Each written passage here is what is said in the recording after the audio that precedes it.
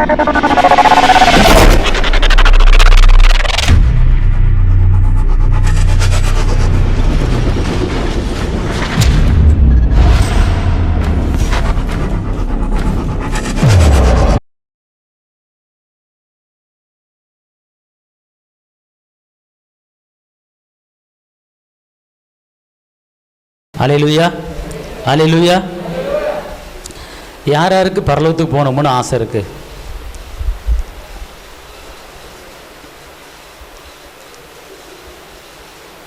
பரலோகத்துக்கு போகணும்னு ஆசை இருக்கிறவங்க கையை தூக்கிடுங்க. அல்லேலூயா. கையை கீழே போடுங்க. அல்லேலூயா. அதாவது பூமிக்குரிய வாழ்க்கை நிரந்தரமா, பரலோகத்தின் வாழ்க்கை நிரந்தரமா? அப்போ அந்த பரலோகத்துக்கு போகிறதுக்கு நம்ம என்ன செய்யணும்? ஆயத்தமாகணும். ஆகணுமா வேணாமா? ஆகணும். அப்போ பரலோகத்துக்கு போகிறதுக்கு ஆயத்தமாகணும். அந்த பரலோகத்துக்கு நம்ம செத்து பிற்பாடு நம்முடைய ஆவி அங்கே போய் நிற்கும். அங்கே நியாய தீர்ப்பு அப்படின்னு ஒன்று இருக்கும், பார்த்துக்கொள்ளுங்க. நியாய தீர்ப்புனா தெரியுமா உங்களுக்கு? ஜட்ஜ்மெண்ட். சரிங்களா? நீ எவ்வளோ பாவம் பண்ணியிருக்கிற, எவ்வளோ நன்மை பண்ணியிருக்கிற அப்படிங்கிற டீட்டெயில்ஸ் எல்லாமே அங்கே வந்துடும், பார்த்துக்கொள்ளுங்க. விவரம் தெரிஞ்ச காலத்துலேருந்து நீங்கள் நம்ம என்னென்ன தப்பு பண்ணணும், நம்ம என்னென்ன அநியாயம் பண்ணியிருக்கிறோம், நம்ம எவ்வளவு நல்லது பண்ணியிருக்கிறோம், எவ்வளவு நன்மை பண்ணியிருக்கிறோம் அப்படிங்கிற எல்லா டீட்டெயில்ஸும் அன்றைக்கி நம்ம என்ன செய்ய போகிறோம்? பார்க்க போகிறோம். சந்தோஷமா? ஆனால் ஒரு பக்கம் கொஞ்சம் பதஷ்டமாக இருக்குது, ஒரு பக்கம் கொஞ்சம் பயமாக இருக்குது. அது நியாய தீர்ப்பில் நம்ம எப்படி போவோம் அப்படிங்கிற ஒரு கலக்கம் இருக்கலாம். ஆனால் பரலோகத்துக்கு போகிறதுக்கு பூமியில் நம்ம எல்லாரும் ஆயத்தமாகும்படி தான் கர்த்தர் நம்மளை என்ன செஞ்சுருக்கிறாரு? பெயர் சொல்லி அலைஞ்சிருக்கிறார். இப்போ நியாய தீர்ப்பே நம்மளுக்கு வேணாம், நியாய தீர்ப்பு இல்லாமல் உடனே உள்ளே போடணும். டக்குன்னு போனோன்னு பிதா இப்படி இருப்பார், ஏசு இப்படி இருப்பார், தூதர்கள் இப்படி இருப்பாங்க. ஏய் இங்கே வா, உனக்கு நியாய தீர்ப்பு எதுவும் கிடையாது, டக்குன்னு உள்ள பரலோகத்துக்கு ஓடிடு அப்படின்னு சொல்லிடணும். அப்படி சொல்லணுமா வேணாமா? ஆமாவா வேணாமா? அல்லேலூயா. ஆக்கினை தீர்ப்பு அப்படின்னு ஒன்று இருக்கு. ஆக்கினை தீர்ப்பு பரலோகத்தில் அநேக வாசஸ்தலங்கள் இருக்கு. எவ்வளோ வாசஸ்தலங்கள் இருக்கு? First class, second class, third class, compound சுவர் மேலே நின்றுக்கிட்டு பார்க்கறது, அது வரைக்கும் இருக்கு. ஃபர்ஸ்ட் கிளாஸில் யார் உட்காந்துருப்பா? 1,00,000 படிச்சிருக்கீங்களா? அவங்க தான் ஃபஸ்ட்டில் இருப்பாங்க. நம்ம ஃபஸ்ட்டில் இருக்குன்னு அவசியம் இல்லை. ஒரு 4வது 3வது கிளாஸில் இருந்தால் கூட அதுவே போதுமானது. தூரத்தில் இருந்து கூட இப்போ தான் பார்த்துட்டு நரகத்து பக்கம் போகாமல் பரலோகத்தில் உட்காந்துருந்தாலே பெரிய ஒரு அதிசயம். ஆமாவா இல்லையா? அவரவர் மனசாட்சிக்கு தெரியும், அவரவர் உள்ளத்துக்கு தெரியும். நான் போவேனா, போக மாட்டேனா, இருப்பேனா, இருக்க மாட்டேனா, அங்கே போவேனா, இங்கே போவேனா, அவரவருக்கு தெரியும். எவ்வளவுதான் ரத்தாம்பரம் போல பாவங்கள் இருந்தாலும் அவருடைய இரத்தத்தால அவர் பாவங்களை மன்னித்து நம்மளை பரலோகத்தின் பிள்ளையாக என்ன செஞ்சிட்டாரு? மாத்திட்டார். ஆமென். எல்லாம் சொல்லுங்க. நான் பாவத்துக்கு செத்து, நான் செஞ்ச பாவமெல்லாம் செத்து போய் நான் இப்போது பிழைத்திருப்பது நீதிக்காக நான் பிழைத்திருக்கிறேன். அல்லேலூயா. சரி, யாருக்கெல்லாம் ஆக்கினை தீர்ப்பு இல்லை சொல்ல முடியுமா? ஆக்கினை தீர்ப்பு எல்லாத்துக்கும் இருக்கு. ஆனா யாருக்கப்பா இல்ல? அதாவது ஏசப்பா திடீர்னு வருவார். திடீர்னு வந்து ஒரு ஆளை தூக்கிட்டு போயிரு, ஒரு ஆளை விட்டுட்டு போயிடுவார். அதுக்கப்புறம் என்ன நடக்கும்? 7 வருஷம் அந்திக்கிறிஸ்து ஆட்சி. நல்லா தெரிஞ்சுக்கொள்ளுங்க. உங்க கண்ணு, உங்க பார்வை, உங்க எண்ணம், உங்க சிந்தை ஒரு பக்கம் பரலோகத்துக்கு கொஞ்சம் ஆயத்தமாகிறதுக்கு உண்டான சமயத்தை நீங்க கொஞ்சம் ஏற்படுத்திக் கொள்ளுங்க. வீடு வேணும், கார் வேணும், பங்களா வேணும், கல்யாணம் முடிக்கணும், நகையை வாங்கணும், நட்டை வாங்கணும், போல்ட்டை வாங்கணும். அது ஒரு பக்கம் இருந்தாலும் எப்போது மரணம் வரும் என்று நமக்கு தெரியாது. அல்லேலூயா. என் கண்ணே, என் செல்லுமே, என் ராசா, என் ராசாத்தி, என் கிளி, என் பச்சை கிளி, செல்லை கிளி, சிவப்பு கிளி அப்படின்னு கொஞ்சலாம். ஆனா நிரந்தரமான வாழ்க்கை நமக்கு போறதுக்கு ஒன்று தகுதி வேணும். அல்லேலூயா. யாருக்கு ஆக்கினை தீர்ப்பு இல்லை தெரியுமா உங்களுக்கு? ரோமர் 8ஆம் அதிகாரம் 1ஆம் வசனம். ஆனபடியால்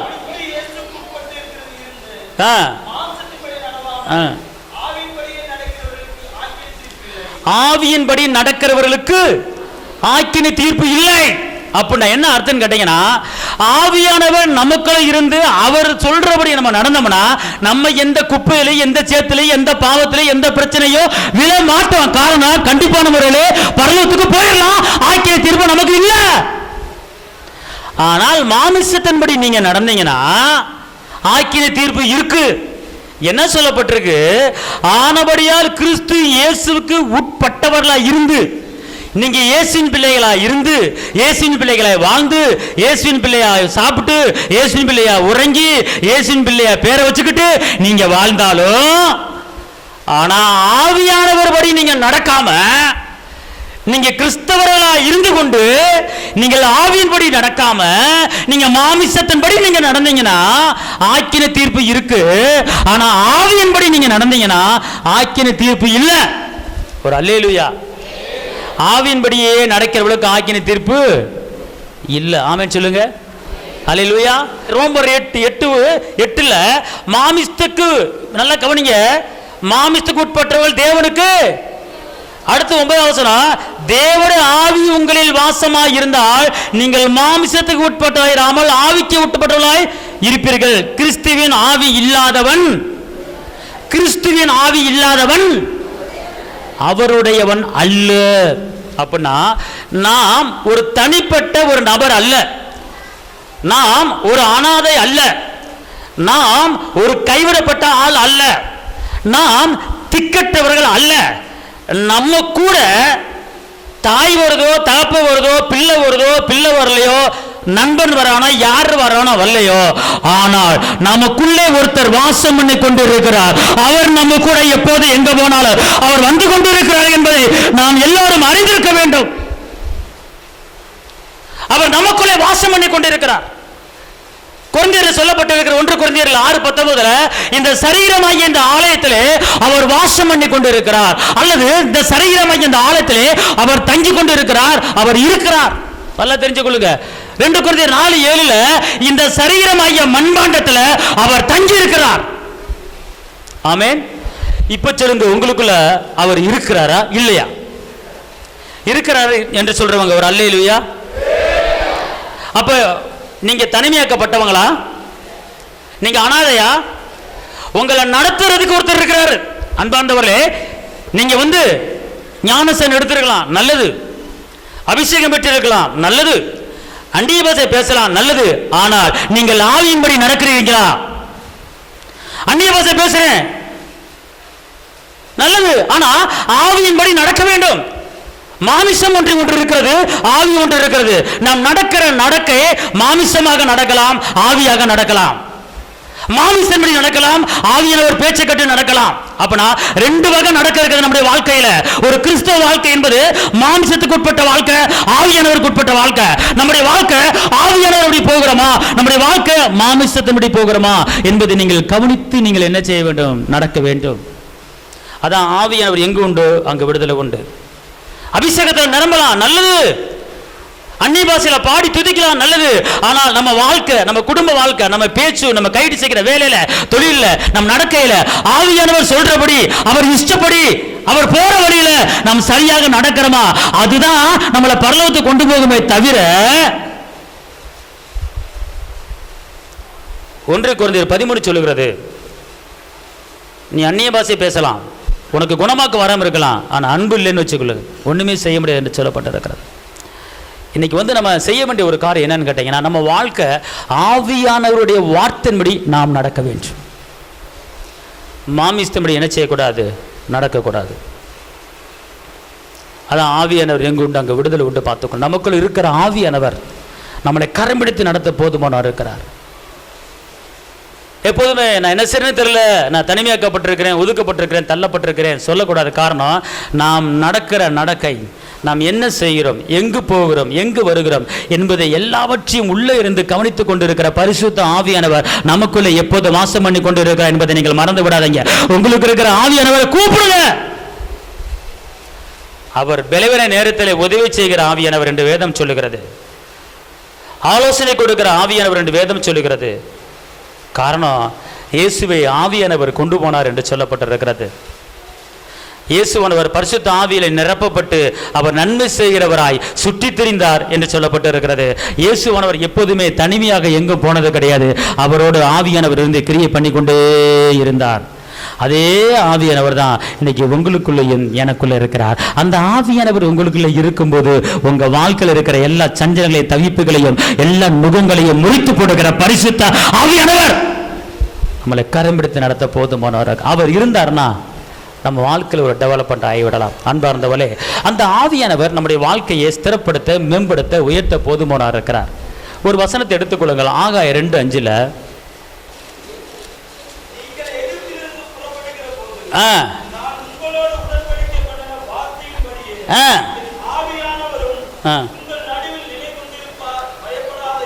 அல்லேலூயா. இந்த வேளையில பலவிதமான சிக்கல்கள், பலவிதமான போராட்டங்கள், பலவிதமான நெருக்கங்கள், பலவிதமான பொருளாதார தடையில நீங்கள் இந்த இடத்துல கடந்து வந்திருக்கலாம்.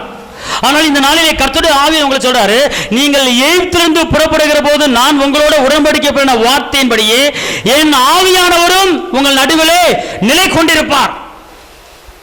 கர்த்தருடைய வாக்குத்தத்தத்தை நிறைவேற்றுகிறார். யார் மூலமா நிறைவேற்றுகிறார்? பரிசுத்த ஆவியானவர் மூலமா நமக்கு நிறைவேற்றி கொண்டு இருக்கிறார். எகிப்திலிருந்து புறப்படப்படின அந்த கர்த்தர் அவர்கள் வாழ்க்கையிலே மேக ஸ்தம்பம் போல அவருக்கு ஒரு வழி பாதை காட்டியாக அந்த ஆவியானவர் கடந்து போனார். பாலும் தேனும் ஓடுகிற அந்த கானான் தேசத்துக்குள்ளே அவர்கள் பிரவேசித்தார்கள். அவர்களை நடத்தினார், அவர்களை கரம்பிடித்தார், அவர்கள் தேவையான காரியங்களை சந்தித்தார். மன்னாவை கொடுத்தார், காடுகளை கொடுத்தார், தண்ணீரை கொடுத்தார். எந்த குறை இல்லாம 40 வருஷம் விடைபெறாமல் நடத்தின அதே கர்த்தர் இன்னைக்கு உங்களை என்னையும் எந்த குறை இல்லாம நடத்துவதற்கு பரிசுத்த ஆவியானவர் உங்களுக்குள்ள இருக்கிறார் என்பதை மறந்து விடாதீங்க. உங்க குறை எல்லாவற்றையும் நிறைவேற்றுகிற கர்த்தர். காரணம் நமக்குள்ள இருக்கிறவர் யார் என்பதை அறியாமல் அசால்ட்டா இருக்கிறதுனாலதான் அவர் செயல்பட முடியல. அவர் உங்களுக்குள்ள வாசம் பண்ணி கொண்டிருக்கிறார். மழை போல பிரச்சனை வந்தாலும் அந்த பிரச்சனையை பனி போல குறுக வைக்கிற அந்த ஆவியானவர் உங்களுக்குள்ள இருக்கிறார். ஆமென் சொல்லுங்க. அல்லேலூயா, அல்லேலூயா. எந்த ஒரு காரியம் எடுத்தால் நீங்கள் அவரிடத்தில் நீங்கள் பேசலாம், அவரிடத்தில் நீங்கள் கேட்கலாம். அன்பார்ந்தவர்களே, உங்களுக்குள்ள ஆவியானவர் வாசம் பண்ணி கொண்டு இருக்கிறார். நீங்கள் கொரிந்தியரை படிச்சு பார்த்தீங்கன்னா இந்த சரிகிரம இந்த ஆலயத்திலே அவர் தங்கியிருக்கிறார் அல்லது வாசம் பண்ணி இருக்கிறார். இந்த சரிகிரமாகிய மண்பாண்டத்துக்குள்ளே அவர் உட்கார்ந்து இருக்கிறாரு. வானம் கொள்ளாத அந்த தகப்பன், வானமோட சிங்காசனம் பூமியோட பாதுபடி அவ்வளோ பெரியவர் உங்களுக்குள்ள எனக்குள்ளே உட்கார்ந்துக்கிட்டு நம்மளை நடத்தி கொண்டிருக்கிறார். எந்த ஒரு ஆபத்து வராமல் அவரை பாதுகாக்கிற கர்த்தர் நம்மளை ஒருபோதும் அவர் வெட்கப்படுத்த விட மாட்டார். தலை நிமிர பண்ணுவார். ஆமென் சொல்லுங்க. அல்லேலூயா. அதாவதுங்க உடன்படிக்கையை நிறைவேற்றுகிற ஆவியானவர். என்ன சொல்லப்பட்டிருக்கு? நீங்கள் எகிப்திலிருந்து புறப்படுகிற போது நான் உங்களோட உடன்படிக்கை பண்ணின வார்த்தையின்படியே என் ஆவியானவர் உங்களை நடுவில் நிலை கொண்டிருப்பார். உடன்படிக்கை ஆவியானவர் உங்க மூலமா நிறைவேற்றி கொண்டிருக்கிறார். காரணம் என்னன்னு கேட்டீங்கன்னா, அந்த கர்த்தரை நீங்க அறியாமல் இருக்கிறீங்க. கர்த்தர் யார் என்பதை தெரியாமல் இருக்கிறோம். அடுத்த வசனம் சொல்லுது, சேனைகளை கர்த்தர் சொல்லுகிறார், கொஞ்ச காலத்துக்குள்ள இன்னும் ஒரு தடவை நான் வானத்தையும் பூமியையும் சமுத்திரத்தையும் வெட்டாந்தரையும் அசையும் பண்ண போறேங்கிறார். அல்லேலூயா. ஒரு பெரிய அண்டால தண்ணி ஊத்திட்டு அந்த அண்டாவை இப்படி ஆட்டி ஆட்டி பாருங்க. அப்படி ஆடி ஆடி தண்ணி பூரா என்ன செய்யும்? வெளியே விழுங்க. சாதாரண ஒரு பாத்திரம் அப்படி ஆடுச்சுன்னா, ஒரு சமுத்திரம் ஆடுனா என்ன நடக்கும் தெரியுமா? சமுத்திரம் இப்படி குலுங்குச்சுன்னு வச்சுக்கொள்ளுங்க, தண்ணி பூரா ஊருக்குள்ள வந்து எல்லாம் அழிவை கொண்டு வந்துடும். அல்லேலூயா. வெட்டாந்தரைய பூமியை வச்சு உண்டாவது வெட்டாந்தரைய அவர் என்ன செய்யறாரு? அசைய பண்றாரு. சுனாமி ஏன் வருது தெரியுமா? அவர் கடலை அப்படி குலுக்கிறாரு, அப்புன்றாரு, குலுங்கிறது கடல். அவ்வளோ பெரிய சமுத்திரத்தை குலுக்கிற கர்த்தர் உங்களுக்குள்ள எனக்குள்ள இருக்கிறாரு. எப்படிப்பட்ட தெய்வம் உங்களுக்குள்ள இருக்கிறாரு. அப்ப நம்ம வாழ்க்கையில் இருக்கிற பிரச்சனையை முறியடிக்க அவர் போதுமானவரா இருக்கிறாரா இல்லையா? சொல்லுங்க பாப்பா. எங்க சமுத்திரத்தை குலுக்கிறவர் உங்க கூட இருக்கிறாரு. தரையை குலுங்க பண்றவர் உங்க கூட இருக்கிறாரு. வானத்தை உண்டாக்குறவர் உங்க கூட இருக்கிறாரு. நட்சத்திரங்கள் உண்டாக்குறவர் உங்க கூட இருக்கிறாரு. அவரத்தையும் உண்டாக்கின சமுத்திரத்தில் இருக்கிற மச்சங்கள், திமிங்கலங்கள், உயிரினங்கள் படைச்சவர் நமக்குள்ள என்ன செய்யறாரு? அழகா வாசம் பண்ணி கொண்டு இருக்கிறார். அப்படிப்பட்ட அந்த உன்னதமான அந்த உயர்ந்த மகத்துவமான தேவன் நமக்குள்ள இருந்து நம்மளை அழகா கரம் பிடிச்சு நடத்துவதற்கு போதுமான. நீங்க ஒரு வசனத்தை மத்தேயு 10:20 வாசிங்க. மத்தேயு 10:20. பேசுகிறவர் நீங்கள் அல்ல. அல்லேலூயா. இப்போ நீங்க வழக்காடு மன்றத்துக்கு போறீங்க, ஒரு பிரச்சனைக்கு போறீங்க, ஒரு இன்டர்வியூ அட்டெண்ட் பண்ண போகிறீங்க. அப்போ போகும்போது இந்த வசனத்தை நீங்கள் என்ன செய்யணும்? ஆவியானவரே, எனக்குள்ள இருக்கிற ஆவியானவரே, நான் அல்ல, எனக்குள்ள இருந்து நீங்க பேசி நீங்க வழக்காடி எனக்கு இந்த காரியத்தில் ஆவியானவர் வெற்றி வாங்கி கொடுக்க போறாரு. ஐயா தட்டி அப்பாவுக்கு அல்லேலூயா, சத்தமா சொல்லுங்க அல்லேலூயா. அப்ப உங்களுக்கு இருக்கிற அந்த ஆவியானவரை எடுத்து பேசணும். எப்படி பேசணும் கேட்டா, உடன்படிக்கை பண்ணியிருக்கிறாரு, ரத்தத்தை சிந்தி உடன்படிக்கை பண்ணியிருக்கிறாரு, ரத்தத்தை சிந்தி வாக்குத்தத்தம் பண்ணியிருக்கிறாரு.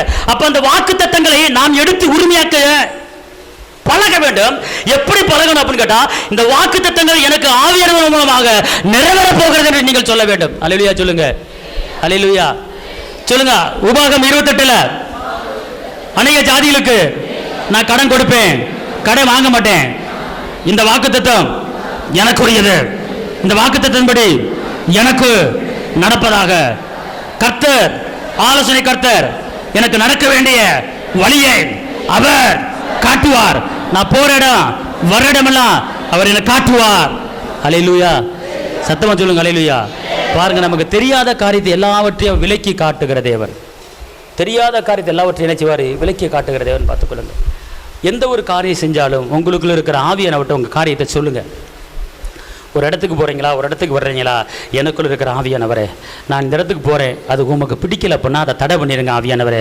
எனக்குள்ளே வாசம் இருக்கிற ஆவியானவரே, இந்த சரீரமாய மண்பாண்டத்தில் குடியிருக்கிற ஆவியானவரே, நீங்கள் எனக்கு இருந்து செயல்படுங்க, இந்த காரியத்தை நீங்கள் பேசுங்க அப்படின்னு சொல்லிட்டு நீங்கள் உள்ளத்தில் வாயை திறந்து பேசி சொல்லிட்டு நீங்கள் ஒரு இடத்துக்கு கடந்து போனீங்கன்னா கர்த்தருடைய ஆவியானவர் எல்லாத்தையும் பொறுப்படுத்திக் கொள்வார். உங்களுக்கு போக இடம்னா போக விட மாட்டார், தவறான இடத்துக்கு அனுப்ப மாட்டார். நீங்கள் அவர்கிட்ட ஒப்படைக்கணும்.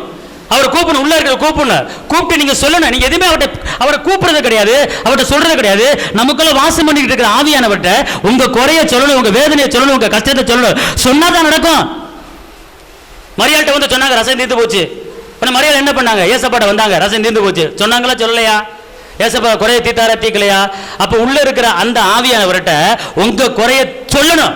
உங்க வீட்டில் என்ன பிரச்சனை, உங்க தொழிலில் என்ன பிரச்சனை, உங்க வேலையில் என்ன பிரச்சனை, உங்க பிள்ளைக்கு என்ன பிரச்சனை, உங்க பிசினஸ்ல என்ன பிரச்சனை, உங்க காரியத்தில், உங்க குடும்பத்தில் என்ன பிரச்சனை, எல்லா காரியத்தையும் அக்கு வர ஆணி வர எல்லாத்தையும் உள்ள இருக்கிற கூப்பிடுங்க. உட்கார்ந்து என்ன செய்யுங்க? அந்த ரங்கத்தில் ஜெபிக்கிற ஜபம், வெளியேறங்க பல. நீங்க உள்ள கூப்பிட்டு, எனக்குள்ள இருக்கிற ஆவியானவரே நீங்க வாங்க, பேசுகிற ஆவியானவரை வாங்க, இந்த காரியத்தை இடத்துல ஒப்படைக்கிறேன், எனக்கு நடக்க சொல்லித்தாங்க அப்படின்னு சொல்லி நீங்க பேசுங்க. பேசும்போது ஆவியானவர் தரிசனத்தோடு சொப்பனத்தோடு பேசுவார். அல்லேலூயா. கொஞ்ச நாளைக்கு முன்னாடி ஒரு சகோதரி சொன்னாங்க, நாங்கள் லாரி வாங்க போகிறோம், அது வாங்குறதுக்கு கர்த்தர் சித்தம் இல்லையா, எங்களுக்கு சொல்லுங்க அப்படின்னாங்க. உடனே அதை ஜெபத்தில் வச்சு, ஆண்டவரே நீங்கள் தரிசனத்தோடும் நீங்கள் சொப்பனத்தோடும் நீங்கள் பேசுவீங்க அப்படின்னு நீங்கள் சொல்லியிருக்கிறீங்க. இவர்கள் இந்த வாகனத்தை வாங்கலாமா வாங்க வேண்டாமா என்பது கர்த்தரிடத்தில் கேட்டு சொல்லும்படி, இதை வாங்கினா அதை கட்ட முடியுமா, அதை முடிக்க முடியுமா, நடத்த முடியுமா, அதை பேலன்ஸ் பண்ண முடியுமா, ரன் பண்ணிடலாமா, எல்லா பிரச்சனையோடு இந்த பிரச்சனையும் சேர்த்து கொண்டு போயிடலாமா அப்படிங்கிற குழப்பத்தில், அப்படிங்கிற பயத்தில், அப்படிங்கிற சிந்தையில் இருக்கிறாங்க. நீங்கள் சொல்லியிருக்கிறீங்க, தாவீது வரவர விரித்தறிஞ்சா சொல்லப்பட்டிருக்கு, உங்கள் பிள்ளைங்க வரவர விரித்தறின்னு, உங்கள் பிள்ளைங்க எழுமனு, உங்க பிள்ளைங்க பிரகாசிக்கணும், ஜாதிகளை சொந்தமாகணும், இப்படிப்பட்ட வாக்குத்தத்தை நீங்க கொடுத்திருக்கிறீங்க. தகப்பனே, இந்த வாகனத்தை வாங்கும்படி உமக்கு சித்தம் இருந்தா இந்த நைட்டு தூங்கும் போது ஒரு வாகனத்துல அந்த குடும்பம் உட்கார்ந்து இருக்கிற மாதிரி ஒரு தரிசனத்தை காமிச்சா நீங்க உறுதிப்படுத்துறீங்க, நான் தெரிஞ்சுக்கிறேன் ஆண்டவரே அப்படின்னு சொல்லி ஜெபிச்ச உடனே அந்த குடும்பம் லாரிக்குள்ள உட்கார்ந்து ஏறுகிறது இறங்குறதுமா இருக்கிறத பார்த்த உடனே வாங்கப்பா லாரியா, கர்த்தர் ஓகர இருக்கிறாரு, கர்த்தர் காரியத்தை வாய்க்க பண்ணிட்டாரு, கர்த்தர் பேசிட்டார். இப்படித்தான் உங்க குடும்பத்தில் இருக்கிற ஒவ்வொரு காரியத்தையும் ஆவியானவர்கிட்ட கேட்கணும். ஆண்டவரே, இந்த இடத்துக்கு போறேன், இந்த பொண்ணை முடிக்கலாமா முடிக்க வேணாமா, இந்த இடத்துக்கு போறேன், இந்த மாப்பிள்ளையை முடிக்கலாமா முடிக்க வேணாமா, அப்படி நான் போகும்போது ஏதாவது ஒரு தடை வந்துட்டா நான் உடனே அப்படியே ரிட்டர்ன் வந்துடுறேன், நான் போகும்போது டயர் வெடிச்சு போச்சுன்னா அப்படியே ரிட்டர்ன் வந்துடுறேன், நான் போகும்போது ஏதாவது நட்டு கலந்துச்சுன்னா திருப்பி ரிட்டர்ன் வந்துடுறேன், நான் போகும்போது இன்ஜினுக்கு ஆயில் காலியா போச்சுன்னா அப்படியே வந்துடுறேன், அந்த பக்கம் போக மாட்டேன். ஆண்டவர், இதுதான் நீங்க பேசுறது, இதுதான் தடை பண்றது அப்படின்னு சொல்லிட்டு நீங்க போனீங்கன்னா டயர் வெடிக்க, நட்டு கலரும், ஆயில் காலியாகும். உடனே என்ன செஞ்சலாம், கட்பாய் கர்த்தர் சொல்லிட்டாரு போவேன்னு சொல்லிட்டாரு, திரும்ப வண்டியை திருப்பிட்டு வந்துட்டீங்கன்னா கர்த்தர் உங்களோட பேசிட்டாரு, அந்த இடத்துக்கு போகாத அப்படின்ட்டு சொல்லி முடிஞ்சிச்சு. இப்படி வாயில சொல்லிட்டு நீ போனேன்னா அது அப்படியே நடக்கும். ஆண்டவரே, நான் போறேன், உமக்கு பிடிக்கலன்னா தடை பண்ணிருங்க, டயரை போட்டு ஏதாச்சும் பஞ்சர் ஆக்கி போடுங்க, வேற டயரை பஞ்சர் பார்த்துட்டு அப்படியே திருப்பிட்டு வந்துடுறேன் அப்படின்னு சொல்லிட்டு வாயில அறிக்கிட்டு நீங்க வண்டியை ஓட்டிட்டு போங்க. ஆண்டவர் அப்படியே டயர் பஞ்சாகல, ஆயில் காலியால, உண்ணாகல, அப்படி சர்ற போய் இறங்குனீங்கன்னா கர்த்தர் நடத்துதல் இருக்கு, கர்த்தர் நடத்துவாரு அப்படின்னு முடிவு பண்ணிட்டு ஸ்தோத்திரம் அவன் போயிட்டு நீங்க பாட்டுக்கு வாங்க. கர்த்தர் உங்களோட பெரிய காரியத்தை என்ன செய்வார். ஒரு அல்லேலூயா. அல்லேலூயா சொல்லுங்க. அல்லேலூயா. இதுதான் ஆவியான. அதாவது நீங்க சொல்லணும், ஆண்டவரே இந்த இடம் உமக்கு சித்தமா, இந்த வேலை உமக்கு சித்தமா, இந்த படிப்பு உமக்கு சித்தமா, இந்த காலேஜ் உமக்கு சித்தமா, இந்த வீடு உமக்கு சித்தமா, இந்த இடம் உமக்கு சித்தமா, இந்த இடத்த வாங்குறதுக்கு நான் அட்வான்ஸ் போட போறேன். அப்படி அட்வான்ஸ் போட போகும்போது அந்த இடத்துக்காரன் இருந்தாருன்னா கொடுக்குறேன், அவன் இல்ல நாளைக்கு வாண்டானா இடத்தையே வாங்க மாட்டேன், வந்துடுறேன் அப்படி முடிவு கட்டிட்டு போ. அது அப்படியே நடந்து கர்த்தர் உங்களை கொண்டு பெரிய காரியங்களை செய்வார். என்ன ஒரு மாதிரியா பாக்குறிய? புரியுதா புரியலையா? இதுதான் உங்களுக்குள்ள இருந்து நடத்துகிற ஒரு ஆவியானவர். அல்லேலூயா. நீங்க தனி ஆளே கிடையாது. என்ன சொல்லுங்க, தனிப்பட்ட ஆள் கிடையாதாப்பா.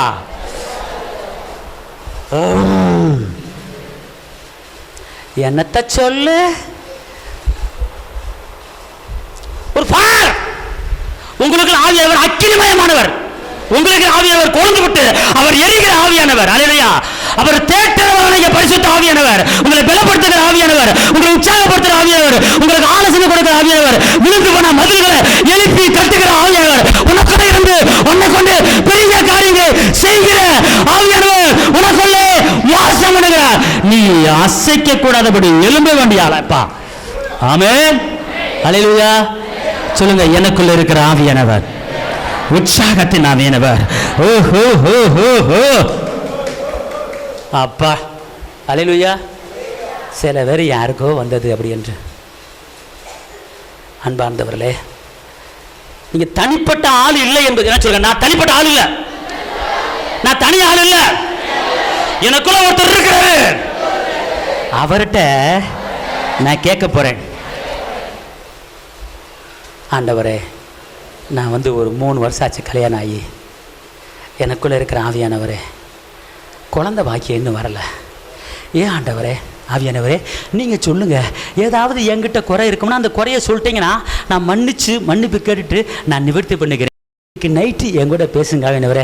ஏதோ சரீரத்தில் அவயங்கள் பழுதான புதிய அவயமாக மாற்றுகிற வல்லமை உங்கள் இடத்துல இருக்கலாம் ஆண்டவரே.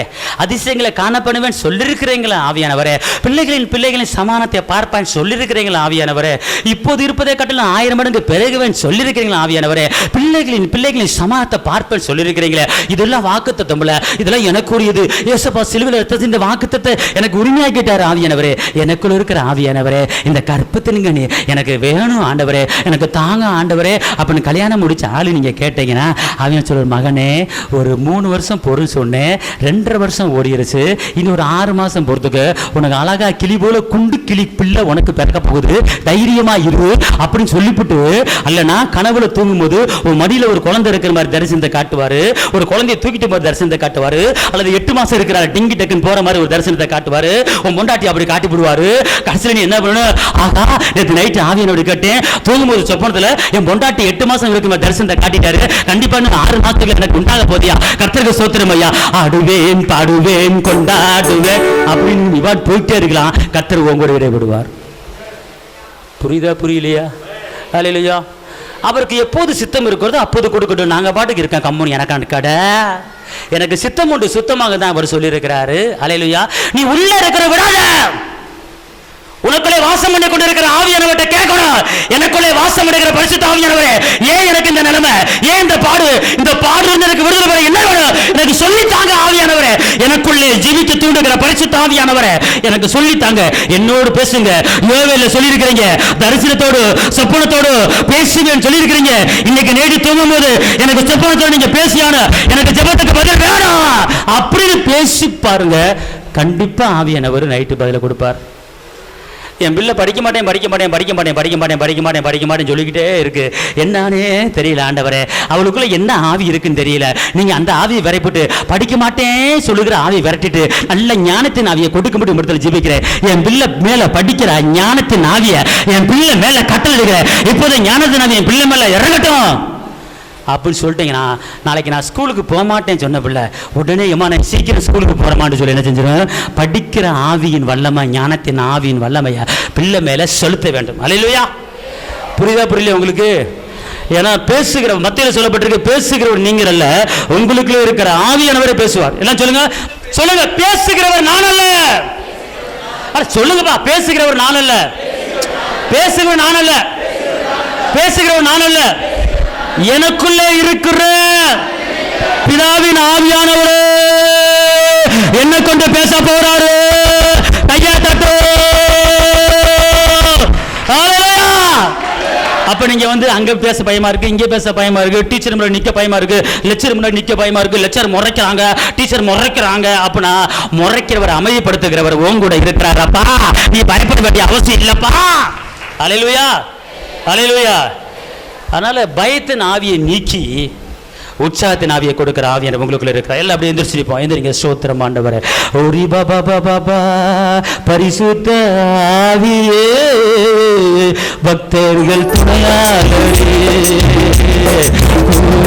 இருப்பவரே, குறைகள் தீர்ப்பவரே, கையா தட்டி. பரிசுத்த ஆவியே, பக்தர்கள் துணையாளரே,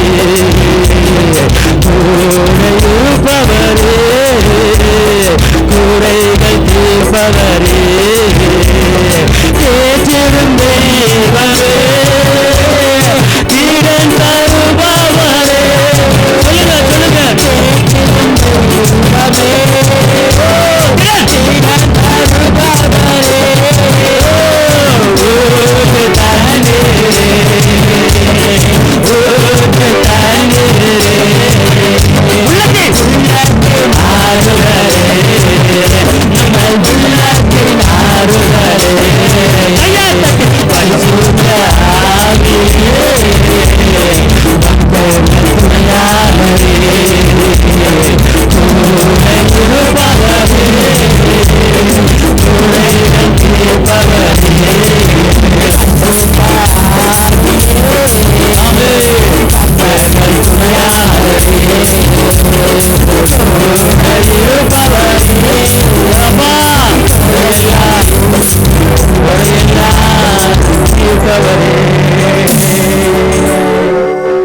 அவர் தேற்றுகிறவராகிய பரிசுத்த ஆவியானவர், உங்களுக்கு ஆலோசனை கொடுக்கிற பரிசுத்த ஆவியானவர், உங்களை ஜெபிக்க தூண்டுகிற பரிசுத்த ஆவியானவர். அவரை கூப்பிடுங்க, அவரிடத்துல உங்க வேதனையை சொல்லுங்க, அவர் எல்லா காரியம் பொறுப்படுத்திக் கொள்வார். தகப்பனே நீ துதிக்கிறேன், பிதாவே நீ துதிக்கிறேன். நீ வந்திருக்கிற ஒவ்வொருவருடைய நீங்க பேசுங்கப்பா. உங்களுடைய கிருபையும் பலனும் வல்லமை கூட இருப்பதாக. எல்லா தடைகளையும் நீக்கி போடுங்க. பரிசுத்த ஆவியானவருடைய நடத்துதல் ஒவ்வொருவருக்கும் இருப்பதாக. சரீரமாகி இந்த மண்பாண்டத்தில் நீங்கள் தங்கியிருப்பதற்கு ஆமக்கு ஸ்தோத்திரம். நீங்கள் இடைவிடுங்க, ஆலோசனை தாங்க, பேசுங்க, எதை செய்யணும் எதை செய்யக்கூடாது, எங்கே போகணும் எங்கே போகக்கூடாது, எல்லா காரியத்தையும் நீங்கள் நடத்துங்கப்பா. தேவைகளை செஞ்சீங்கப்பா, ஆசீர்வதிங்கப்பா. இயேசுவின் நாமத்தில் பிதாவே.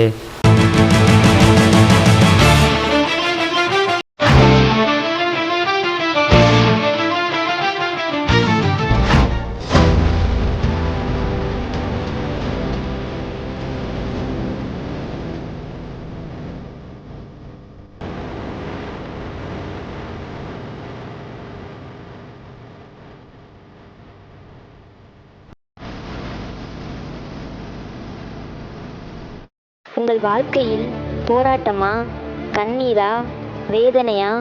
இயேசு உங்களுக்கு அற்புதம் செய்வார். எங்களோடு இணைந்து கர்த்தரை ஆராதிக்க உங்களை அன்புடன் அழைக்கிறோம்.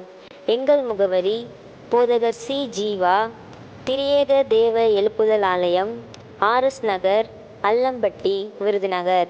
செல் நம்பர் 9443313673. Email address jiva.boj@gmail.com. ஞாயிறு ஆராதனையின் நேரம் காலை 8:30 மணி முதல் 10:30 மணி வரை.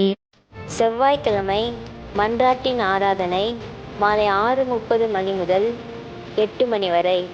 வெள்ளிக்கிழமை உபவாச கூட்டம் காலை 10 மணி முதல் 12 மணி வரை. மாதத்தின் 1ஆம் தேதி வாக்குத்தத்த ஆராதனை காலை 5 மணி முதல் 7 மணி வரை. கர்த்தர் உங்களை ஆசீர்வதிப்பாராக.